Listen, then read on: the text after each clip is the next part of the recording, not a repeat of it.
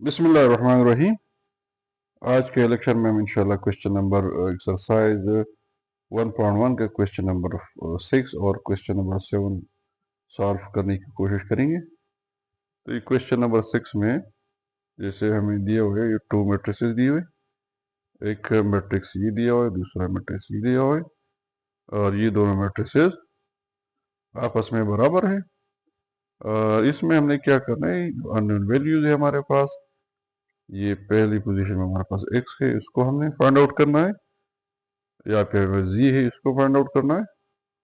या फिर 2y को हमने फाइंड आउट करना है के अलावा या फिर a अननोन है, हमने फाइंड आउट करना है। या फिर b हमने फाइंड आउट करना है। या फिर b y है और उधर दूसरे में भी है, तो दोनों में से एक जगह से निकल आएगा। या पर b को शो किया हुआ, ये ऊपर भी शो किया हुआ है, तो दोनों को इक्वेट करने से ये हमारे पास निकल आएगा। और या फिर c को हम फाइंड आउट करेंगे। ठीक है, तो वन बाय वन अभी इसको लेंगे, वन बाय वन इंशाल्लाह इसको सॉल्व करेंगे। तो ये दोनों मैट्रिसेस हमने या फिर दोबारा लिखे हुए, अभी हम इसको कंपेयर करेंगे वन बाय वन। अब सबसे पहले हम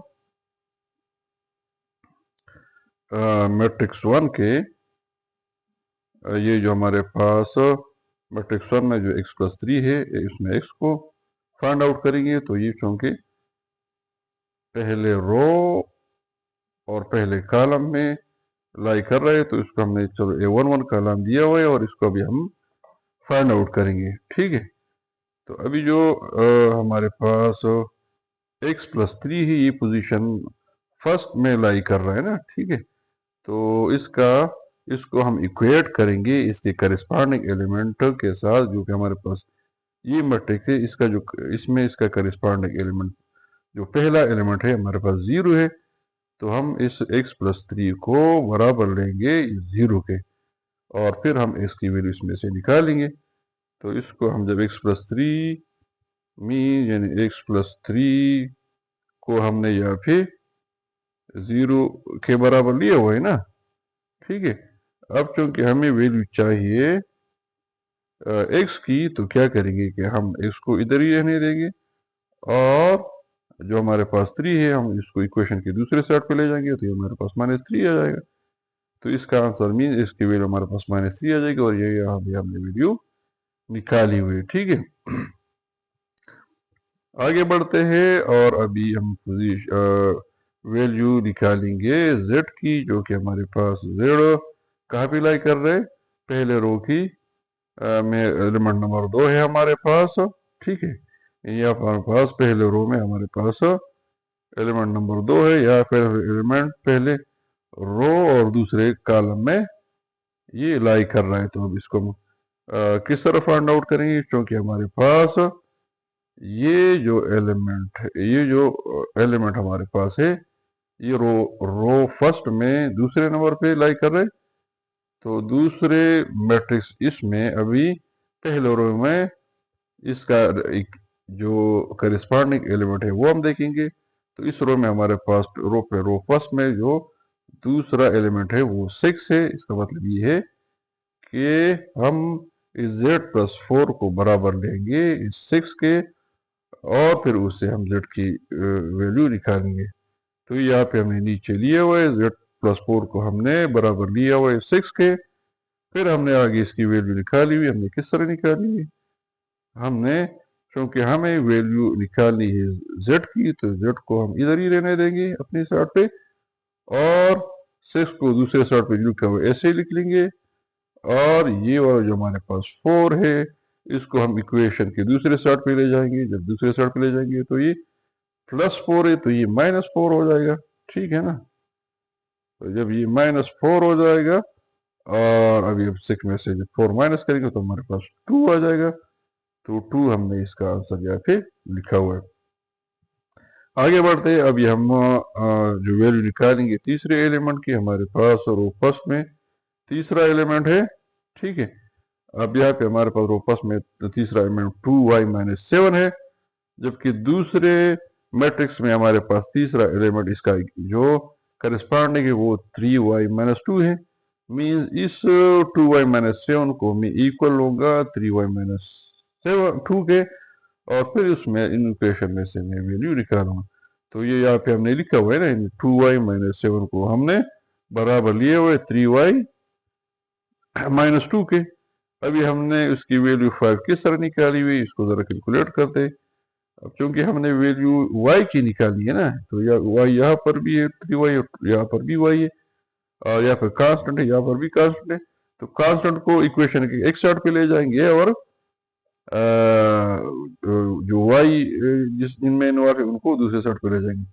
तो ये इस वाले 3y को हम अपने साइड पे रहने देते हैं। जैसे 3y अपने साइड पे हम लिख लेंगे, और 2y ये जो है इसको हम दूसरे साइड पे ले जाएंगे, तो ये माइनस 2y हो जाएगा ना, ठीक है।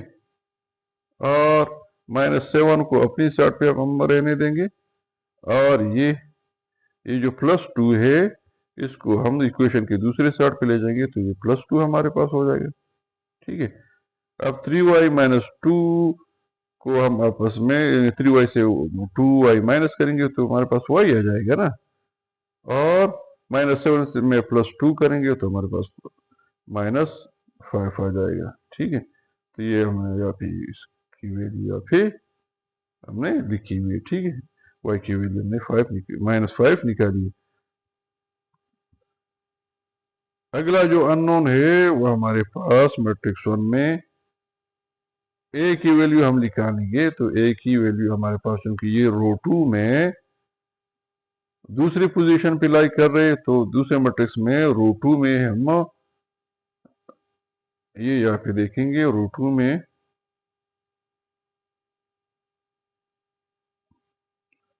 अभी दोबारा इसको मार्क करते, हमने वैल्यू निकालनी है इस a की।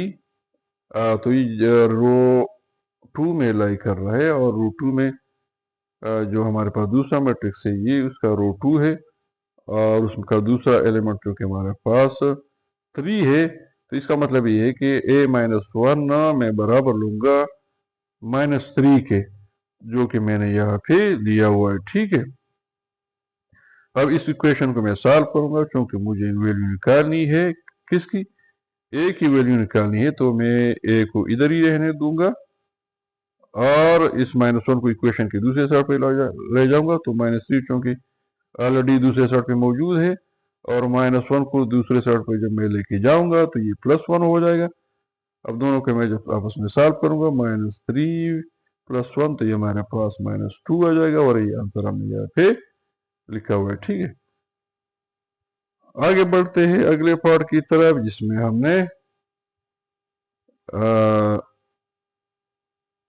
अब इसको निकालना है 2c प्लस 1, इस वाले पोर्शन को निकालना है। तो ये क्योंकि इस मैट्रिक्स में रो 2 में तीसरी पोजीशन पे लाई कर रहा है, तो हम दूसरे मैट्रिक्स में देखेंगे कि रो 2 में तीसरी पोजीशन किसकी है। तो तीसरी पोजीशन हमारे पास 0 की आ रही है। तो इसका मतलब है कि इस वाले एलिमेंट को मैं बराबर लूंगा इस 0 के, जो कि हमने यहाँ पे लिखा हुआ है, 2c प्लस 2 इक्वल टू 0, यहाँ पे हमने लिखा हुआ है। अब चूंकि हमें सिर्फ c की वैल्यू निकालनी है, तो हम क्या करेंगे कि इस 2 को हम इक्वेशन की दूसरे साइड पे ले जाएंगे, और 2c को इधर ही रहने देंगे। तो इस 2 को जब दूसरे साइड पे ले जाएंगे तो इसकी वैल्यू माइनस हो जाएगी। तो यहाँ पे हमने लिखा है कि 2c को अपनी जगह पे लिखा है, और 2 को दूसरे साइड पे जब लेके गए तो इसकी वैल्यू माइनस 2 की है, और यहाँ पे हमने लिखी हुई है, ठीक है। अब इन दोनों को, चूंकि इक्वेशन के दोनों साइडों पे 2 है, तो इनको अगर मैं 2 पे डिवाइड करूंगा, 2 पे इसको डिवाइड करूंगा, और इसको भी 2 पे डिवाइड करूंगा, तो आपस में कैंसिल हो जाएंगे। तो मेरे पास c रह जाएगा ना इधर, और इक्वेशन के दूसरे साइड पे भी कैंसिल हो जाएंगे, तो मेरे पास ये -1 रह जाएगा, क्योंकि ऊपर माइनस है ना। तो c की वैल्यू मेरे पास -1 आ जाएगी, ठीक है। अब आगे बढ़ते हैं, और ये जो आखिरी जो वैल्यू जो कि b की बच गई है, अभी हम इसको निकालेंगे। अब b हमारे पास जो अननोन है वो रो 3 में पोजीशन 1 पे पड़ा हुआ है, b-3 की शक्ल में। अब इसी के अगेंस्ट दूसरा जो हमारे पास मैट्रिक्स है, तो तीसरे रो में हमारे पास पहला एलिमेंट 2b प्लस 4 है। इसका मतलब कि 2b प्लस 4 ये वाले इसको हम बराबर लेंगे b-3 के। तो ये यहाँ पे हमने लिखा हुआ है, ठीक है।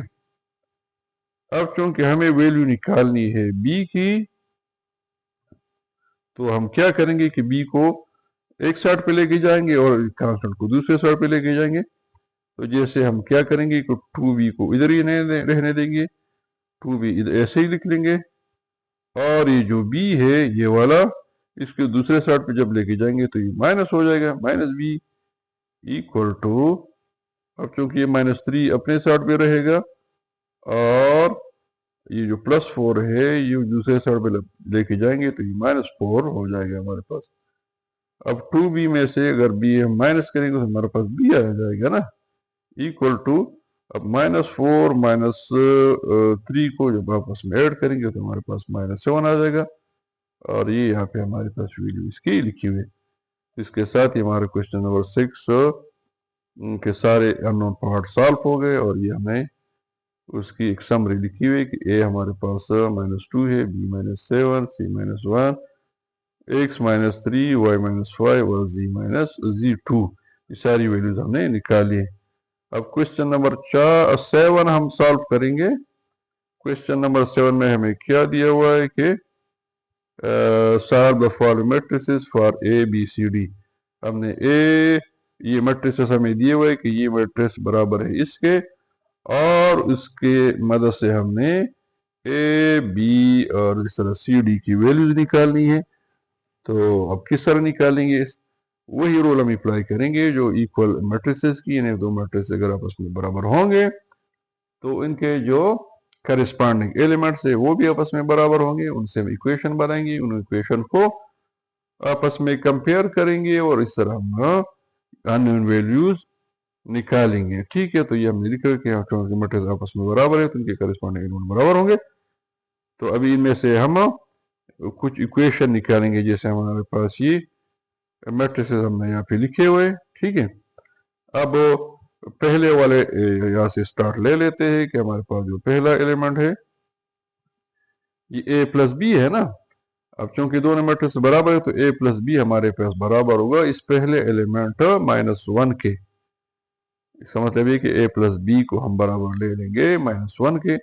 तो ये यहाँ पे हमने a प्लस बी को -1 के बराबर लिया हुआ है, और इसको हमने इक्वेशन 1 का नाम दिया हुआ है, ठीक है। अब आगे बढ़ते हैं और ये दूसरा एलिमेंट ये ले लेते हैं जो कि हमारे पास b प्लस 2c है। इसका करस्पॉन्डिंग एलिमेंट हमारे पास 4 है, तो इसको हम इस 4 के बराबर ले लेंगे, और ये हमने 4 के बराबर लिया हुआ है और इसको हमने इक्वेशन 2 का नाम दिया है, ठीक है। अब तीसरा इक्वेशन एक और बना लेते हैं, जो हमारे पास तीसरा एलिमेंट ये 2c प्लस डी दिया हुआ है। इसका करस्पॉन्डिंग एलिमेंट जो कि हमारे पास 8 है, तो इसी को 2c प्लस डी को हम बराबर ले लेंगे 8 के। तो ये हमने यहाँ पे लिया हुआ है और इसको हमने इक्वेशन 3 का नाम दिया है, ठीक है। अगला जो बाकी चौथा पार्ट हमारे पास एलिमेंट रह गया है जो कि हमारे पास 2a माइनस डी है, और इसका चौथा एलिमेंट हमारे पास 0 है। तो इस 2a माइनस डी को हम बराबर ले लेंगे किस चीज के, 0 के बराबर लेंगे, और यहाँ पे हमने चौथी पोजीशन में इसको लिया हुआ है। तो इस तरह हमारे पास ये कितने इक्वेशन बन गए, 4 इक्वेशन इसमें से हमने बना लिए। अब इन इक्वेशन की मदद से हम जो हमारे पास अननोन वैल्यूज है हम ये इंशाल्लाह अभी हम निकालेंगे। तो अभी हम इन इक्वेशन को देखेंगे, जैसे हमारे पास इक्वेशन 1 है, इक्वेशन में हमारे पास a है और b है, जबकि इक्वेशन 2 में हमारे पास b प्लस 2c है, ठीक है। इसका मतलब ये है कि हम यहाँ इन दोनों इक्वेशन से डायरेक्ट a या b की वैल्यू नहीं निकाल सकते, क्योंकि यहाँ पे तब निकाल सकते थे कि अगर हमारे पास ये c की जगह a होता तो फिर हम किसी तरीके से उसको निकाल सकते थे। तो क्या करेंगे हम कि a या b की वैल्यू निकालने के लिए हम इस c को a या b की फॉर्म में निकालेंगे, फिर जाके हम a या b की वैल्यू निकाल सकेंगे, ठीक है। तो क्या करेंगे उसके लिए, देखेंगे कि c की वैल्यू हम ए या बी की फॉर्म में कहाँ से निकाल सकते हैं? तो जैसे हमारे पास इक्वेशन 3 में देखते हैं कि निकाल सकते हैं कि नहीं। इक्वेशन 3 में हमारे पास 2c प्लस डी है, यानी इसमें ए और बी नहीं है, तो यहाँ से तो नहीं निकाल सकते, ठीक है। तो इसको इस ऐसे रहने देते। अब इक्वेशन 4 देखते हैं कि इसमें कोई सी हमारे पास है, क्योंकि सी नहीं है तो यहाँ से भी नहीं निकाल सकते। तो अब देखते हैं इन दोनों इक्वेशन को, 3 और 4 को, जिसमें हमारे पास 2c प्लस डी है और यहाँ पर 2a माइनस डी है, ठीक है। तो अब इनको मैं, अगर जैसे मेरे पास डी इधर भी है, यानी 3 और 4 में डी इधर भी है और इधर भी है, ये दोनों डी अगर आपस में कैंसिल हो जाएंगे तो मेरे पास बच जाएंगे 2c और 2 है ना। मीन यहाँ से 2c मेरे पास ए की शक्ल में निकल सकते हैं। तो क्या करेंगे, हम इन दोनों इक्वेशंस को आपस में adding equation 3 and 4 we will get in equation 3 और 4 को आपस में ऐड कर लेंगे। तो ये यहाँ पे मैंने दोबारा ये इक्वेशन लिख लिए, ये इक्वेशन नंबर 3 और इक्वेशन नंबर 4। अब इनको जब हम आपस में ऐड करेंगे तो इसका मतलब क्या हुआ कि ये दोनों डी डी आपस में कैंसिल हो जाएंगे और नीचे हमारे पास ये 2c प्लस 2 आ जाएगा और 8 ये वाला जो है ना अपनी जगह पे इधर हम लगा लेंगे, ठीक है। अब इस इक्वेशन से हम क्या करेंगे कि हमें c को a की फॉर्म में निकालना है। तो इस इक्वेशन को हम यूं भी लिख सकते हैं, क्योंकि हमारे पास ये 2c प्लस 2a है, दोनों में 2 कॉमन है ना, तो 2 इसमें से हम कॉमन ले सकते हैं, जो कि हमने कॉमन यहाँ पे 2 लिया हुआ है। जब 2 हमने यहाँ पे कॉमन ले लिया तो यहाँ पे हमारे पास c बच जाएगा ना, 2c में c बच जाएगा, यहाँ पे c हमने लिखा हुआ है और दूसरे पार्ट में ये यहाँ पे हमारे पास a बच जाएगा, तो a हमने यहाँ पे लिया होगा और 8 हम एज इट इज लिख लेंगे, ठीक है।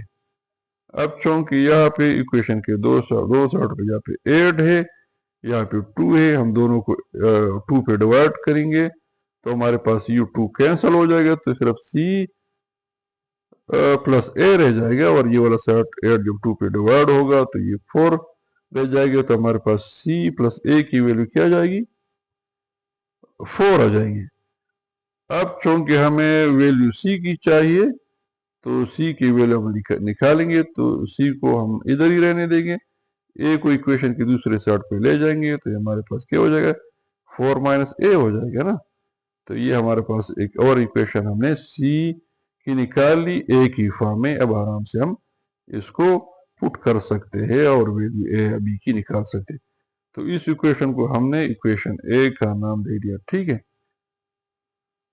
अब इक्वेशन नंबर 4 को भी कंसिडर करते हैं। ये वाला जो इक्वेशन है, ये जो हमारे पास ऊपर इक्वेशन हमने निकाला हुआ था, बल्कि इधर से भी हम दे सकते हैं। ये जो इक्वेशन 4 है, इससे a को हम d के फॉर्म में भी दे सकते हैं, क्योंकि d की भी वैल्यू हमने निकालेंगे। तो इसको भी हम सिंप्लीफाई करते हैं। जैसे हमारे पास ये 4 इक्वेशन नंबर 4 हम कंसिडर करेंगे, जो कि d minus t 2a equal to 0 है। अब अगर हम d की वैल्यू निकालेंगे तो इस 2a को इक्वेशन के दूसरे साइड पे लेके जाएंगे। तो इक्वेशन के दूसरे साइड पे जब लेके जाएंगे तो हमारे पास इस 2a की वैल्यू यानी माइनस 2a है तो 2a हो जाएगी ना।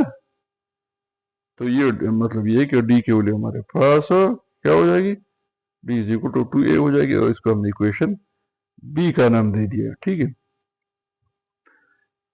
तो अब हमारे पास डी भी ए की फॉर्म में आ गया, सी भी ए की फॉर्म में आ गया, और तो सी वाला जो फॉर्म है उसमें ऊपर वाली इक्वेशन में पुट करेंगे तो हमारे पास कोई सी भी ए या बी की वैल्यू आ जाएगी, भाई हम देख लेंगे। तो जैसे अभी क्या करेंगे कि पुट इक्वेशन ए, ये वाला जो इक्वेशन हमने निकाला है इसको हम पुट करेंगे कौन सी इक्वेशन में,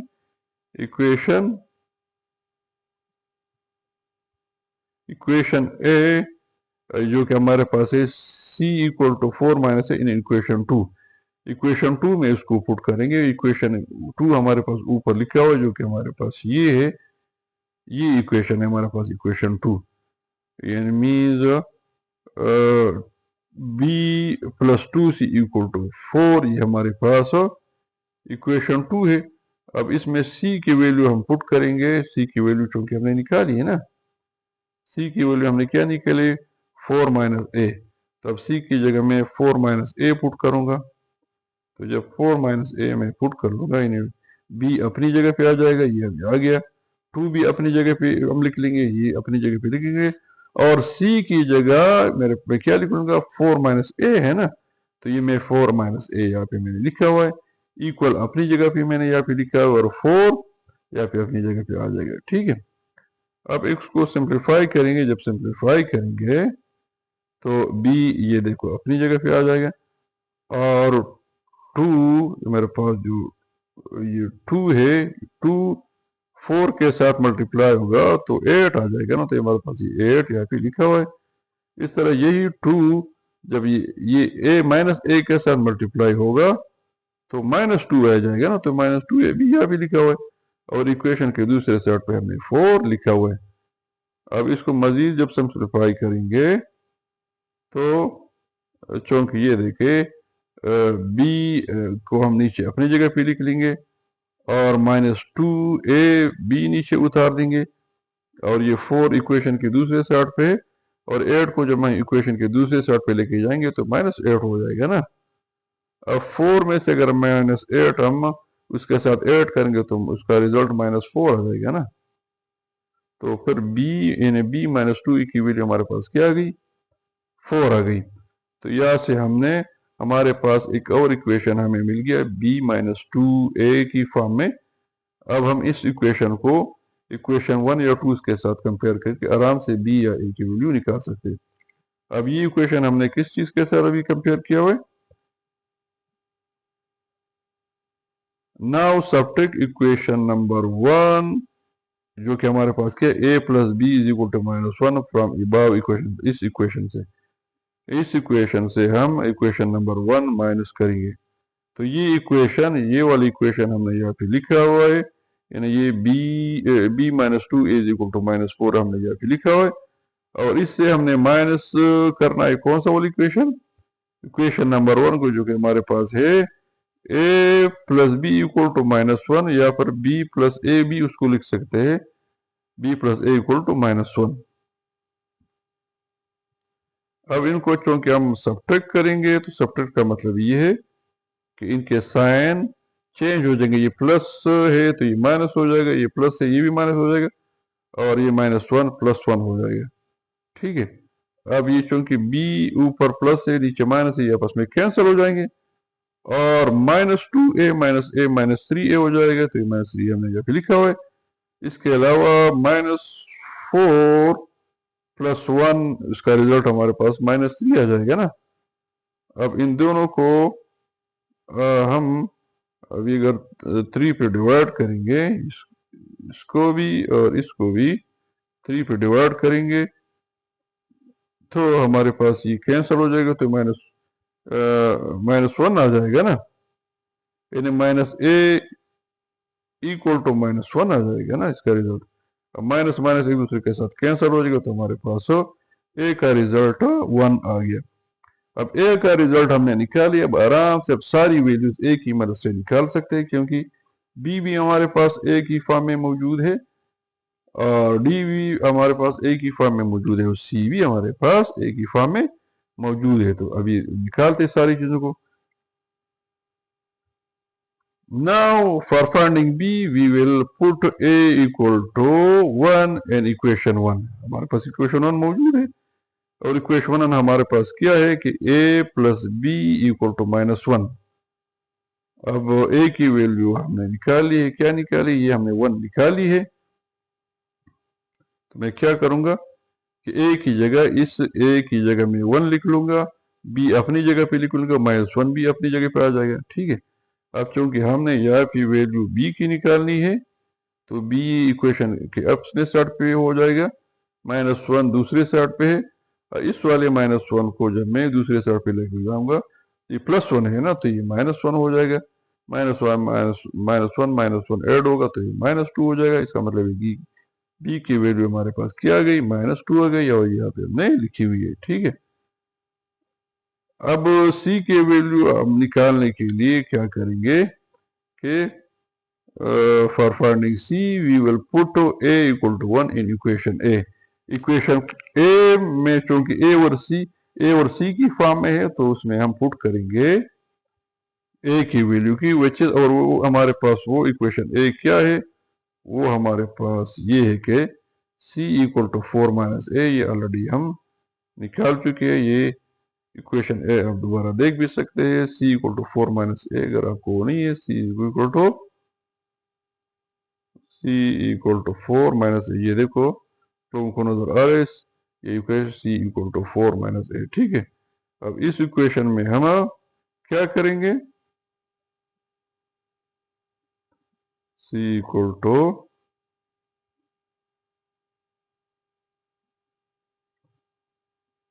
हाँ अच्छा, for finding c equal to 4 minus a we will put a equal to 1 in equation a which is c equal to 4 minus a, ठीक है ना। अब a की जगह हम क्या करेंगे, 4 माइनस a की जगह हम 1 पुट करेंगे, तो 4 में से अगर 1 माइनस करेंगे तो 3 आ जाएगा ना, तो इस तरह हमारे पास c की वैल्यू 3 आ गई। आगे चलते हैं, अब d की वैल्यू निकालने के लिए क्या करेंगे, d की वैल्यू निकालने के लिए for finding d we will put a equal to 1 in equation B. Equation B हमारे पास a और d के फॉर्म में था ना, तो वो देखने उसकी जगह वो क्योंकि हमारे पास equation B D equal to 2a था, तो इसमें अब हम वैल्यू पुट करेंगे a की, तो a की वैल्यू जो पुट करेंगे 2 इंटू a की जगह हम 1 पुट करेंगे तो हमारे पास 2 ही आ जाएगा ना, तो इसका मतलब है कि d की वैल्यू हमारे पास 2 आ गई है। तो इस तरह हमने सारी values a b c d की वैल्यूज निकाल ली है, और जो कि हमारे पास a की वैल्यू 1 आ गई है, b की वैल्यू a की वैल्यू क्या आ गई 1 आ गई, b की वैल्यू -2, c की वैल्यू 3 और d की वैल्यू 2 आ गई। तो इस तरह हमने इस इक्वेशन में जो करस्पॉन्डिंग एलिमेंट थे उनको आपस में कंपेयर करके उनकी मदद से आराम से हमने सारी जो एन वैल्यू थी वो हमने निकाल ली है। तो आज के लिए इतना काफ़ी है, मिलते हैं अगली वीडियो में इंशाल्लाह। तो वीडियो अगर अच्छी लगी हो तो सब्सक्राइब ज़रूर कर लें ताकि आने वाली वीडियो आपको हर वक्त मिल सके और आपको फ़ायदा हो सके। वस्सलाम।